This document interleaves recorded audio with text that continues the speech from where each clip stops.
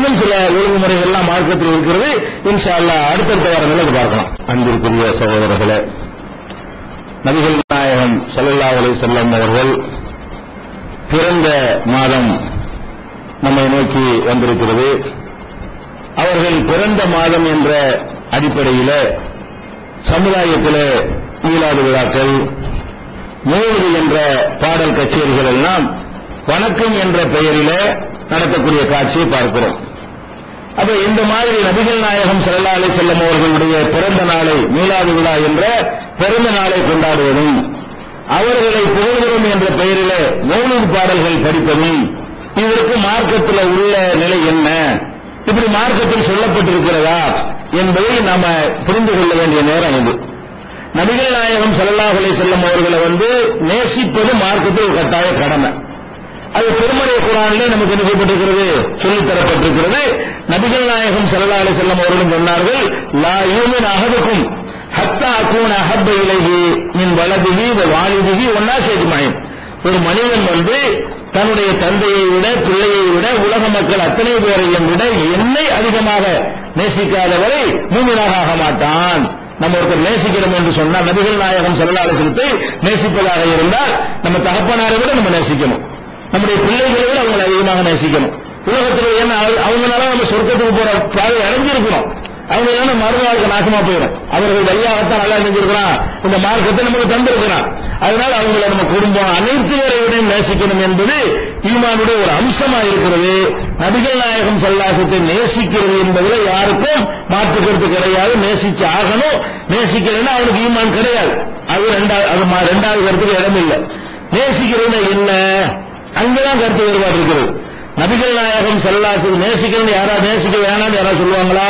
உலகத்தில் உள்ள எந்த ஒரு பெயர் தாங்கி முஸ்லீம் கூட சொல்ல மாட்டான். நேசிக்கிறதுனா என்ன, அதை அல்லாஹ் நமக்கு காட்டி தரான். என்ன காட்டி தரான்? நீங்க நேசிக்கிறது சொன்னா ஃபத்தபிஊனி, என்னை நீங்கள் பின்பற்றுங்கள் என்று நபிகள் நாயகம் ஸல்லல்லாஹு அலைஹி வஸல்லம் அவர்களை சொல்றான். அப்ப ரசூல் ஸல்லல்லாஹு அலைஹி வஸல்லத்தை நேசிக்க நம்ம விரும்பினால் அவங்கள ஃபாலோ பண்ணணும். அதான் நேசிக்கிறது. பின்பற்ற வேண்டும். பின்பற்றுவதா என்ன, அவங்க வாழ்க்கையில் என்னென்னவெல்லாம் நமக்கு வழிகாட்டி இருக்கிறார்களோ அது எல்லாத்தையும் நம்ம கடைபிடிக்க வேண்டும். நம்ம வாழ்க்கையில சந்திக்கிற எந்த ஒரு பிரச்சனையா இருந்தாலும் இதுக்கு அவங்க என்ன மாதிரி வழிகாட்டி இருக்கிறார்கள் தேடி பார்த்து அதை வாழ்க்கையில கடைபிடிக்கணும். அப்படி கடைபிடிச்சா அவங்க நேசிக்கிறது அர்த்தம். நம்ம வீட்டு கல்யாணத்தை நம்ம இஷ்டப்படி செய்யாம அவங்க சொன்னாங்க செஞ்சா அதை விட நேசம் என்ன இருக்குது? நம்ம கல்யாணத்தை நம்ம இஷ்டப்படி செய்யலாம், நம்ம வீட்டு ஃபங்க்ஷன் நம்ம எப்படி வேணாலும் செஞ்சுக்கலாம். ஆனால் நம்ம என்ன பண்றோம், அப்படிலாம் செய்ய மாட்டோம்.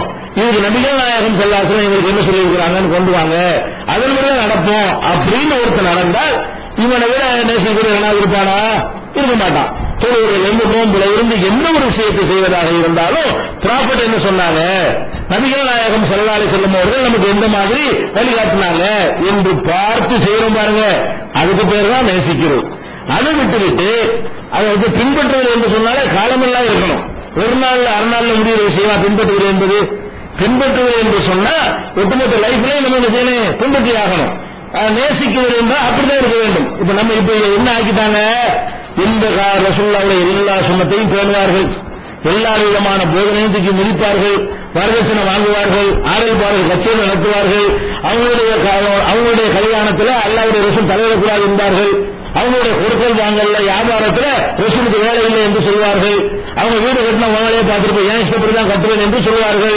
இப்படி ஒட்டுமொத்த வாழ்க்கையை நபிகள் நாயகம் ஸல்லல்லாஹு அலைஹி வஸல்லம் அவர்களை மீறிவிட்டு ஒரே ஒரு நாள் என்ன செய்வாங்க, நாங்கள் மீலாது விழா நடத்துறோம் என்று ஊர்வலம் போய்விட்டால் இது எப்படி நபிகள் நாயகத்தை நேசிப்பதாகவும், அந்த ஊர்வலம் கூட எப்படி போவார்கள், அந்த ஊர்வலம் கோட்டையை மடித்து கட்டிக்கொண்டு யானையில் 2 பேர் உட்கார வைத்துக் கொண்டு இந்த பட போதுமா அந்த பட போதுமா என்று கூச்சல் போட்டுக் கொண்டு என்ன செய்யறாங்க, நபிகள் நாயகத்தை புகழ்றோம் என்கிற பெயர்ல அவங்க தடுத்திருக்கிற சில பேர் போதையிலும் இருப்பார்கள். இந்த ஊர்வலத்தை போகக்கூடியவர்கள் பல பேர் என்ன செய்வார்கள், போதையாகவும் சில பேர் அடிப்போம், எல்லாரும் போக மாட்டார்கள், சில பேர் போதையாகவும் இருப்பார்கள், சில பேர் வேட்டியம் எடுத்து கட்டிருப்பார்கள், பலவிதமான ஒரு ஆட்டம் பாட்டத்தை என்ன செய்வாங்க போவாங்க. அதை பார்த்தா இஸ்லாமிய எந்த ஒரு கலரும் அதில் இருக்காது.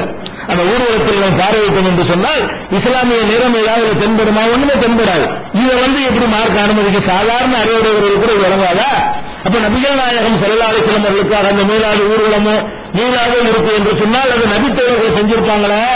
இன்னும் சொல்ல போனா நபிகள் நாயகம் ஸல்லல்லாஹு அலைஹி வஸல்லம் பிறந்த மாசம் ரபியுல் அவ்வல் ஆதாரம் இருக்கிறது. தேதிக்கு ஆதாரமே கிடையாது. பிறை 12 பிறந்தார்கள் ஆதாரம் கிடையாது.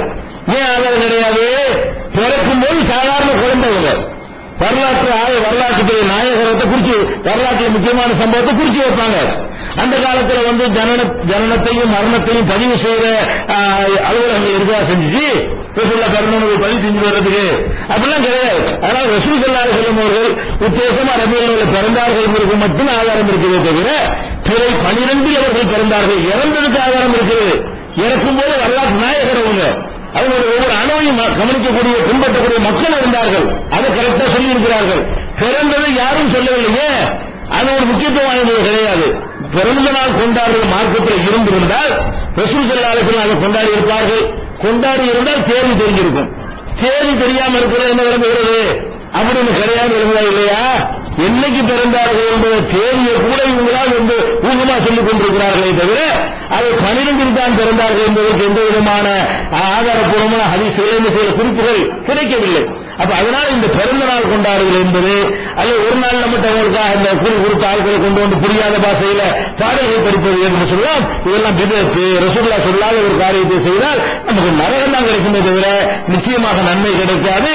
நபிகள் நாயகம் ஸல்லல்லாஹு மதிக்கக்கூடியவர்களாக நாம இருந்தால் ஒட்டுமொத்த வாழ்க்கையிலையும் ஒவ்வொரு நேரத்திலையும் அவங்க என்ன சொன்னாலும் அப்படி நான் நடப்பேன் என்று நடக்கக்கூடிய நன்மக்களாக அல்லாஹ் நம் அனைவரையும் ஆக்கி அறிவுறுவானாக. வாக்குறுதாவான அல்ஹம்துலில்லாஹ்.